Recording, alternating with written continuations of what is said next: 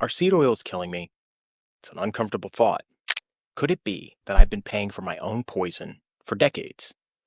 Now, for 50 years, we've been told that seed oils are the healthy choice. But it's hard not to notice the near perfect parallel rise in our consumption of seed oils and the rise in the obesity rate. Could the experts really have gotten it so wrong? Actually, maybe not.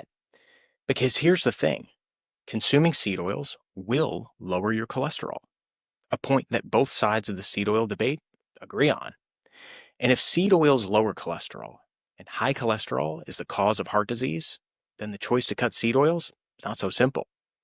And given that seed oils now make up some 50 to 70% of the total fat calories for Americans, the implications of this topic are massive. Now, in this video, I'm actually going to define seed oils and discuss why seed oils are different from the traditional fats that your great grandparents ate.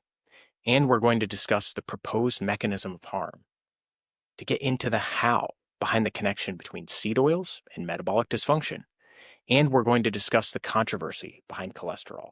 Of course, I will tell you what I do personally and what some of my results have been. Now, for this conversation, I'm going to reference the work of Dr. Catherine Shanahan and her excellent book, Dark Calories. If you've yet to read the book, and if you care about health and fitness, remedy that. Okay, well worth the read. Whether you've decided to cut seed oils from your life, you think they're amazing, or you're completely new to this conversation, this is a video for you.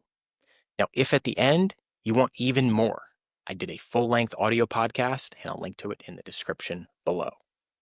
So what exactly are seed oils, and are they the same as vegetable oils? Now, the term seed oils refers to 8 specific oils that share similar processing methods and chemical properties, which critics argue are highly toxic, especially when used under high heat. And they are the drivers of metabolic dysfunction, insulin resistance, and chronic disease in our society today. These 8 oils are corn oil, canola oil, cottonseed oil, soybean oil, sunflower oil, safflower oil, grapeseed oil, and rice bran oil. And at the time of this recording, soybean oil is the most commonly consumed dietary fat in the United States. These oils are used in foods that we often think of as unhealthy, like deep-fried foods, but they're also used in many foods that we associate with good health, like salad dressings, nuts, dried fruit.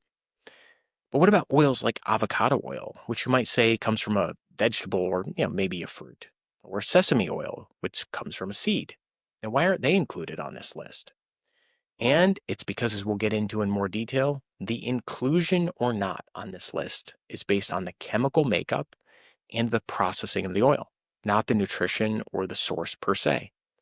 And this is a point that is often missed even by critics of seed oils. Are some of them high in omega-6s and omega-9s, linoleic acid, or calories? Sure, most are, but that's not the major issue. Okay, the major issue comes from how we extract and cook with these oils, which people like Dr. Catherine Shanahan argue create toxic compounds that are the major mechanism of harm. More to come on that. Now, the term seed oil isn't perfectly precise.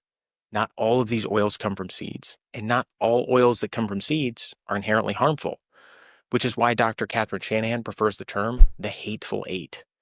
Now, if these oils are so hateful, what makes them so?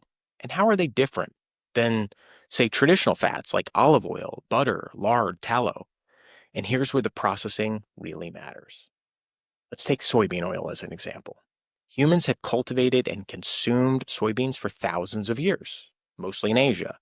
But soybean oil, the number one dietary fat in the United States, is a relatively new innovation. Why is that? Why wasn't soybean oil consumed in places like Japan, China, places with a historical consumption of soybeans? It's because without modern industrial chemical extraction, getting the oil from the soybeans is pretty much impossible. Contrast that with, say, olive oil production. Humans have consumed the fruit of the olive tree and the oil for thousands of years. Why is that? Because in order to get the oil from an olive, you only need to press it. Easy to extract. No industrial processing, no chemical solvents required. Butter, lard, tallow, coconut oil, all the same. Relatively easy to extract the fat and therefore consumed by people for thousands of years. But the hateful 8? Not so much. Without the modern heating, pulverizing, and use of toxic solvents like hexane, bleaching, and deodorizing, these oils would be inaccessible and inedible. Okay, and not as in not tasty, as in hurl immediately because your body wouldn't recognize them as food. And while the use of known carcinogens like hexane are used in the chemical extraction of the oil, this is just the start. The bigger issue happens with when you try to cook with these oils, which is one of the most common use cases. So let's talk cooking with seed oils, and let's talk about the proposed mechanism of harm. And it's fundamentally about oxidation. And if when you hear the term oxidation, you think oxidative stress, gold star for you, because that's exactly where this is going. Because despite the fact that these oils are most commonly used in deep frying and high heat cooking, they are very easily prone to oxidation. Unlike, say, saturated fats, oils which have oxidized are difficult for our mitochondria to metabolize, to burn. Not only that, but the very act of attempting to burn these fats damages the mitochondria, making it more difficult for them to do the job that they are designed to do, extract energy from our food. Now, the way that I think about this is imagine you have a high end sports car designed to run on premium or ethanol free gas, but you keep filling it up with just regular old 87 unleaded. Now, eventually, the very act of burning the fuel is going to damage the engine.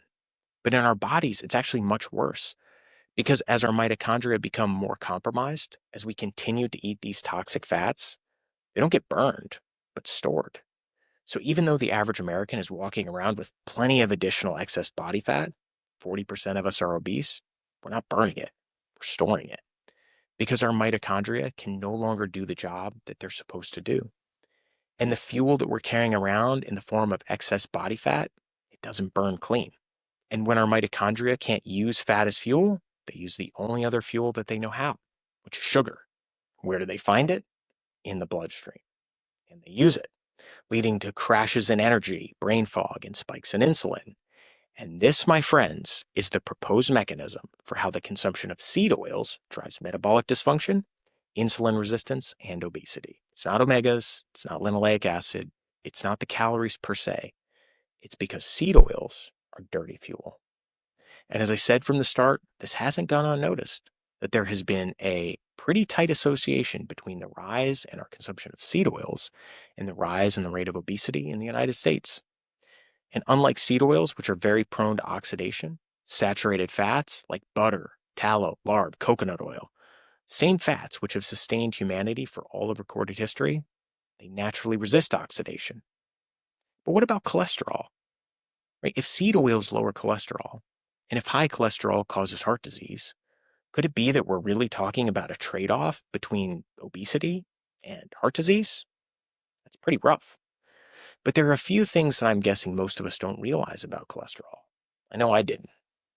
First, cholesterol, it's not a toxin, but a vital nutrient used in multiple critical bodily functions, including the production of testosterone, something that I've called the closest thing to a superpower that us guys have. And I mean it. And we're in the midst of an epidemic of low T. It's getting worse. But second, consumption of dietary cholesterol does not raise blood cholesterol. So foods like eggs or shrimp that we've been warned against because of high cholesterol, different thing. Dietary fat will raise cholesterol, but consuming cholesterol will not. Now, why does this matter? Well, I've said that the issue as to whether seed oils lower cholesterol or not is not disputed. But whether high blood cholesterol is bad or not is hotly disputed. Okay, now I'm 42 years old, and for as long as I've been alive, this has been open and shut as far as most people were concerned.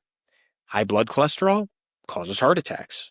Lower your cholesterol, lower your risk of heart attack. But where did this idea come from?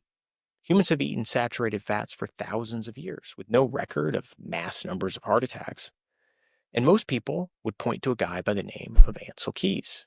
Now, today, Keys' reputation is somewhat controversial, but at the time, Keys was far and away the most influential voice on nutrition and public health in the United States, maybe the world. Keys was named Man of the Year by Time magazine in 1961. Think of Dr. Anthony Fauci at the height of the COVID response. When Keys spoke, the world listened. And his explanation behind the rise in heart disease was simple, it was powerful, and it was convincing.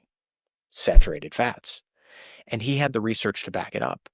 Keyes authored the incredibly influential 7-country study, a multi-year epidemiological study published in the 1970s, in which a team led by Keyes examined data from 7 countries around the world and established what would appear to be a clear link between heart disease, blood cholesterol, and saturated fats. Long story short, the war on saturated fats was born, and for nearly 40 years, the heart-healthy status of seed oils reigned supreme. But there was another study which was performed right around the same time, also multi-year, also designed to assess whether saturated fats led to a higher incidence of heart disease, also led by one of the leading scientists in the space. But unlike the 7-country study, this study was randomized control, what is often referred to as the gold standard when it comes to nutrition and scientific research. And this study wasn't quite what the researchers expected. The results from this study showed that consuming a diet high in seed oils did, in fact, lower blood cholesterol. However, those consuming a diet high in saturated fats did have higher levels of cholesterol, but they had much lower levels of heart disease than those consuming the diet high in seed oils.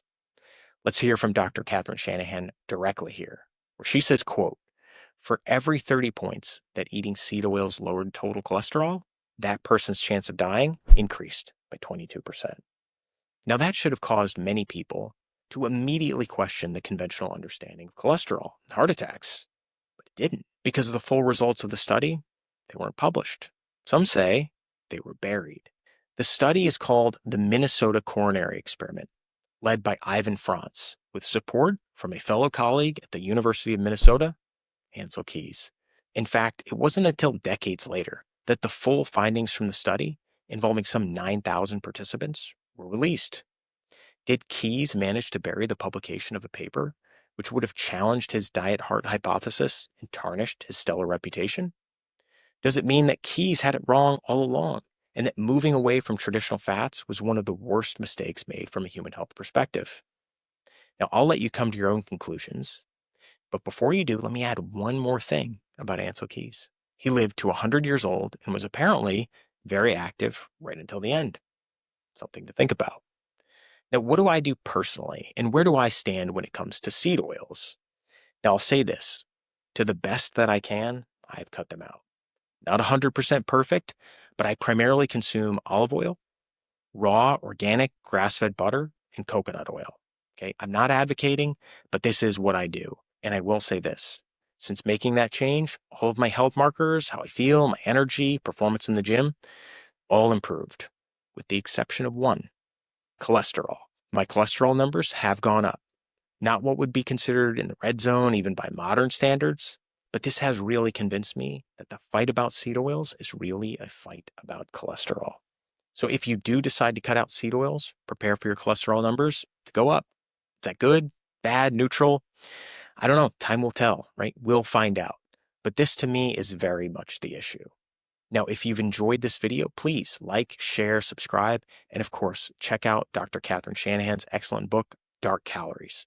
And if you want even more, my thoughts on seed oils, I have a full audio podcast on Apple Podcasts, Spotify, YouTube, and I'll have a link in the description below.